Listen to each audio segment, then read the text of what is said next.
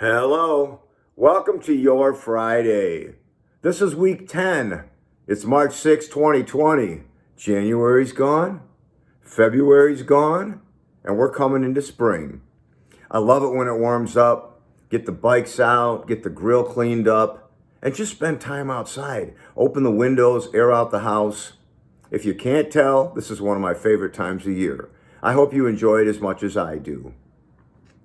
Last week, in reference to my video, I got a lot of comments, a lot of likes and loves on Facebook, and I got a few private messages, one of which touched me to my core.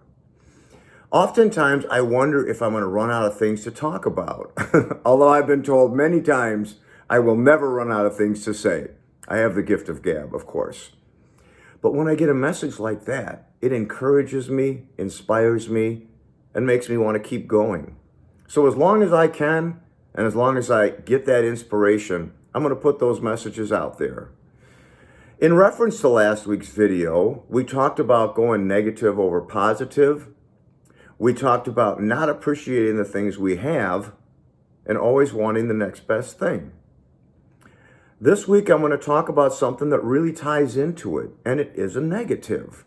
And it is something about myself I really want to change. And that is worry. Why do we worry? Every one of us worries at some point in our lives, right? I was raised Catholic, I'm Italian, and I think in those bylaws somewhere, it requires that I be taught to worry. But I don't know where I got it because my parents were not negative people, as I've mentioned before.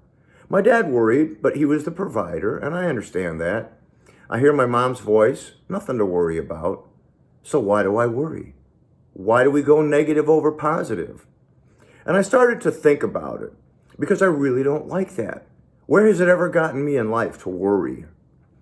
So there is a gospel, Matthew 6:27, and a verse that reads, "Can any one of you by worrying add a single hour to your life?" How about that? How much sense does that make? To sit there and worry gets us nowhere. So then I got on the computer and I did a little bit more research. And I'm going to tell you something. You're going to be surprised at what percentage of worry has an efficacy for us, right? According to www.inc.com, and a guy, I'm going to slaughter his name, Chris Matisike. I'm probably butchering that. He did a study.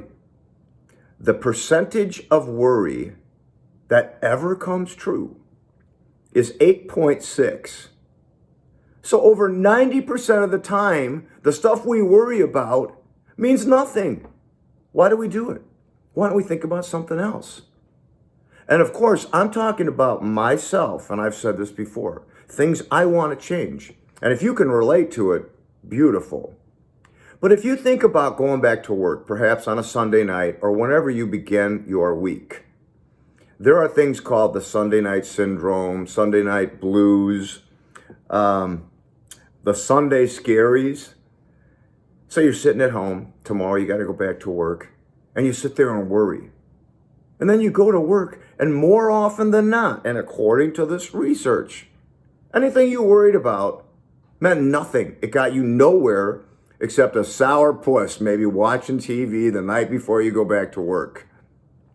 So what I'm going to try and do from now on is think about this gospel saying. Where has it gotten me? Where does worry get me? And I'm going to force myself to think about something positive. And I'm going to ask you to do the same thing. Because you know what? It all relates to that positive attitude.